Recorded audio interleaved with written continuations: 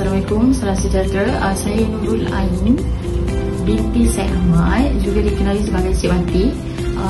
Saya dalam Ken Katun, saya mengajar asas pengenalan batik canting, iaitu batik lukis.